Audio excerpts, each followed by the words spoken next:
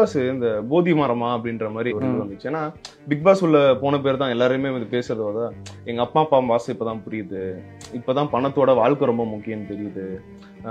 இப்ப நீங்க சொல்றீங்களா யாரும் ஹர்ட் பண்ணக்கூடாது, அப்பதான் அந்த வேல்யூஸ்லாம் தெரியுது அப்படின்னு. அது வந்து ஏதோ ஒரு சாமியார் கூட ஒரு கோவில் மாதிரி எல்லாம் ப்ரொஜெக்ஷன் நடக்கல. ஏன்னா வெளியே நம்ம நார்மலா இருக்கோம், இப்ப எனக்கு ஒரு வயசாகுது, உங்களுக்கு ஒரு வயசாகுது, நம்ம எல்லாத்தையும் டே டு டே லைஃப்ல பாக்குறோம்.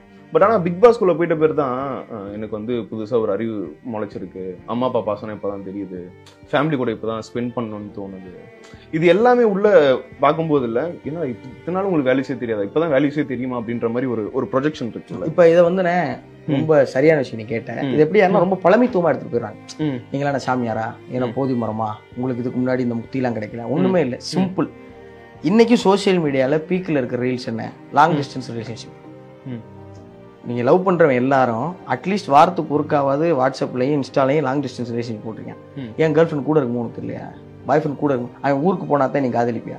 இதே தான் அங்கேயும் நீங்க யாரு கூடயுமே தொடர்புல இருக்க மாட்டீங்க, யாரு கூடயும் நீங்க வந்து பேச முடியாது. அப்போ ஒரு செல்ஃப் ரியலைசேஷன் மாதிரி ஒரு நீ இல்லைன்னா தானே ஒரு வருது, ஒண்ணுமே இல்லை.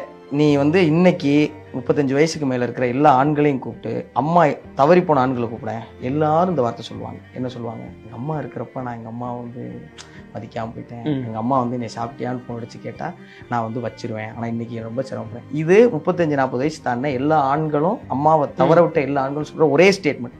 அப்ப அவன்கிட்ட போய் இப்பதான் உனக்கு பேசினா, ஆமா ஒண்ணு இல்லைன்னா தானே ஒரு அருமை புரியும். உள்ள எதுவுமே இருக்காது, நீ அம்மா கிட்ட பேச முடியாது, நீ வந்து ஓடிக்கிட்டே இருக்கிற இன்னைக்கு லைஃப்ல இருக்கலாம். அங்க உட்காரும் போது உனக்கு புற வாழ்க்கையே கிடையாது, நீ உன்னைய பத்தி மட்டுமே யோசிப்ப.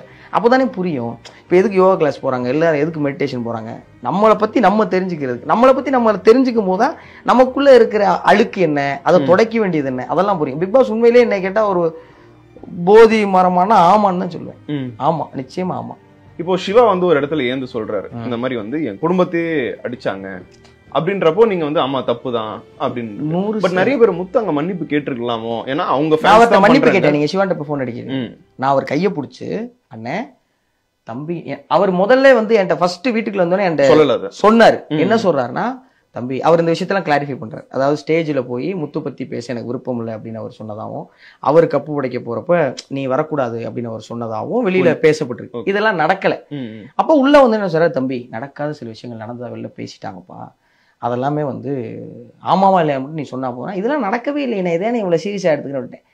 சாட்டர்டே எபிசோட்ல தான் என்ன சொல்லிட்டாரு, மனைவி குழந்தைங்க பத்தி ரொம்ப தப்பா பேசிட்டாங்க அப்படின்னு அழுதுட்டாரு. எனக்கு ஏன்னா முத நாளே நீ இதை சொல்லாம இங்க வந்து இவ்வளவு சீரியஸா சொல்றீங்கன்னா, அப்ப எனக்கு சீரியஸாவே தோணல. சரி ஏதோ ஒரு விமர்சனம் வந்திருக்கு, அதெல்லாம் கடந்துட்டாரு.